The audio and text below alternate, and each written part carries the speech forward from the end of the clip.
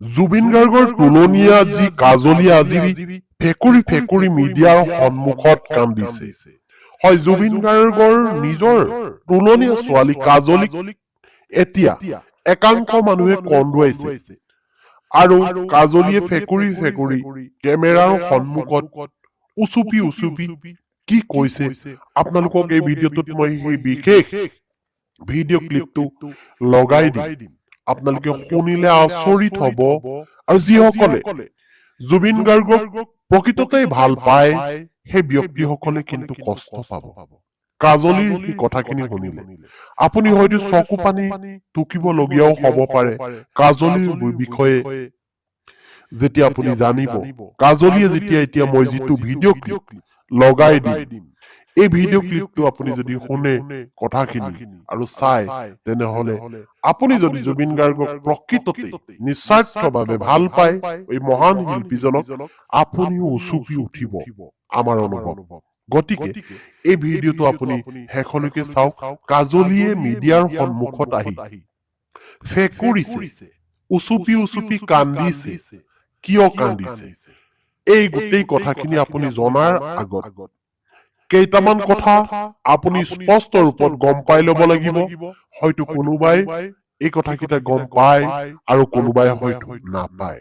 গতিকে মই পুনৰবাৰ অৱতাৰণা কৰিব বিচাৰিছো যে কাজলী এগৰাকী কাৰ্বি আংলঙৰ গাৰো ছোৱালী আৰু এই ছোৱালীগৰাকীয়ে খুব দৰিদ্ৰ পৰিয়াল এটাৰ পৰা আহিছে আৰু সেই পৰিয়ালটোত তেওঁলোকৰ ককাই ভাই বাই ভনী মুঠতে 8জন আছিল। কাজলী দ্বিতীয় আছিল। কাজলীৰ ওপৰত এগৰাকী বায়েক আছিল। গতিকে এই 8জন ল'ৰা ছোৱালীক দেউতাকে হাজিৰা কৰি খুৱাবৰ কাৰণে বহু কষ্ট কৰিবলগীয়া হৈছিল।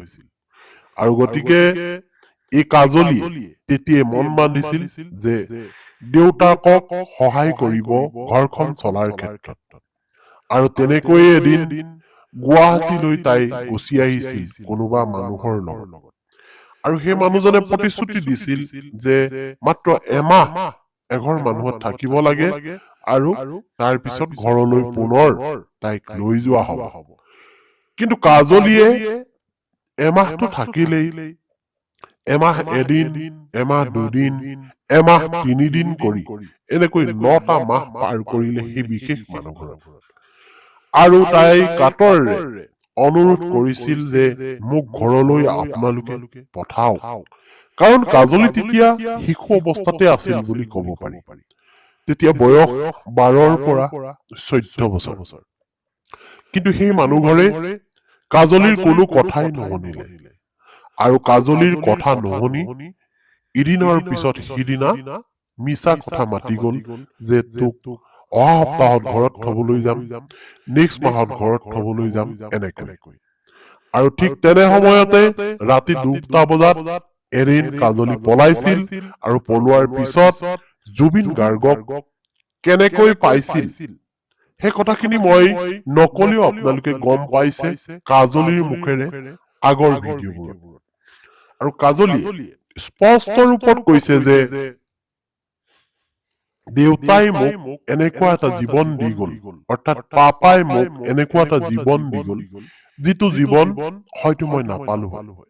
আজি তাই কাজলী আখৰ চিনি পায়, কাজলীয়ে ভালকৈ মানুহৰ লগত কথা পাতিব পাৰে, কাজলীয়ে কেইবাটাও ভাষাত তাই কথা কব পাৰে, মানুহৰ লগত যিটো আচাৰ ব্যৱহাৰ সেইখিনিও জানে, এখন ঘৰ বৰ্তমান সময়ত সুচাৰুৰূপে চলাই আছে, হয়তো তাত আৰ্থিক অনাটন থাকিব পাৰে।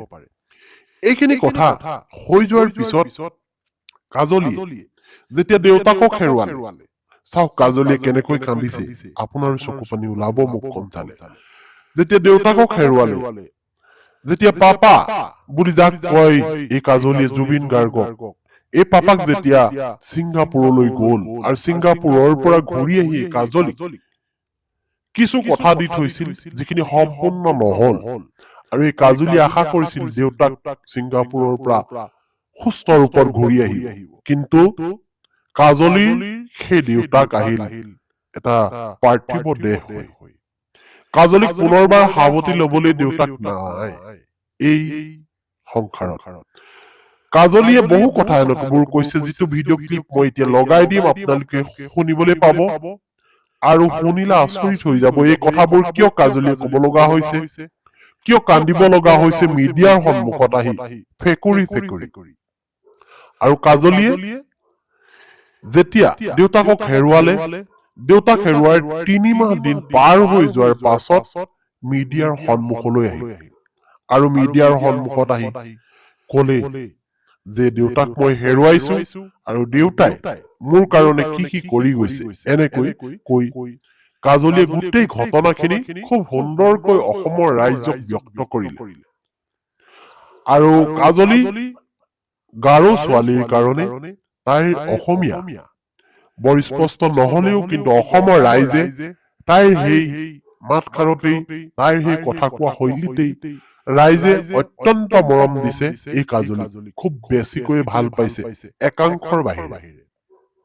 একাংশৰ বাহিৰে বুলি কিয় কৈছো এই কথাখিনিও আপোনালোকে গম পাব খন্তেকতে কাৰণ কাজলিয়ে কান্দিছে কাজলিয়ে দুখ পাইছে আজি কিয় পাইছে যদিকে এই কাজলিয়ে অসমৰ ৰাইজক এই কথাখিনি নকলে হয় জুবিন গাৰ্গে এনেকৈ যে সহায় কৰিছে আমি হয়তো গৌৰৱান্বিত হবলৈ কিবা এটা কথা হয়তো আৰু কমি থাকিল হয় জুবিন গাৰ্গৰ অন্তৰখন যে ইমান বহল ইমান এখন বিশাল অন্তৰ আমি হয়তো তাৰে এক বিন্দুমান কথা গম নাপালো হয় কাজলিয়ে মুখ খুলি কোৱাৰ কাৰণেই আজি ছচিয়েল মিডিয়ালৈ অহাৰ কাৰণেই এই সকলোখিনি কথা আমি গম পাইছো আজি কাজলিৰ মুখেৰে গতিকে কাজলিক আমি ধন্যবাদ দিবই লাগিব আৰু কাজলিয়ে এইখিনি কথা কোৱাৰ কাৰণে কাজলিক আমি কোনোপধ্যে বেয়া পাব নোৱাৰো কাৰণ কাজলিয়ে যদি এইখিনি কথা নকৈ কেমেৰাৰ সন্মুখত নকৈ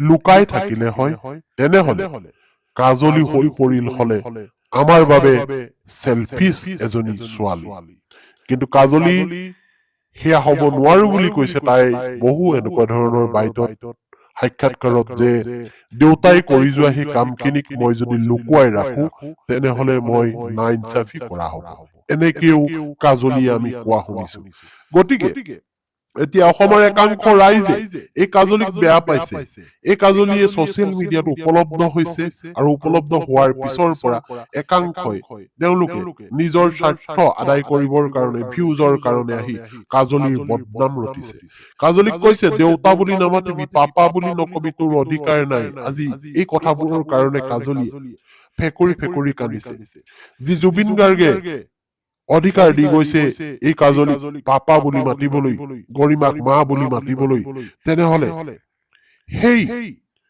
জুবিন গাৰ্গক ভাল পাওঁ বুলি কোৱা মিছা ব্যক্তিসকলৰ কোৱাৰ জানো অধিকাৰ আছে এই ছোৱালী গৰাকীক তই জুবিন গাৰ্গক পাপা বুলি নামাতিবি তই জুবিন গাৰ্গক লৈ ব্যৱসায় কৰিছ এনেকৈ কোৱাৰ কোনো অধিকাৰ নাই গতিকে আমি কাজলিক সকলোৱে ছাপোৰ্ট কৰাটো বৰ্তমান সময়ত দৰকাৰ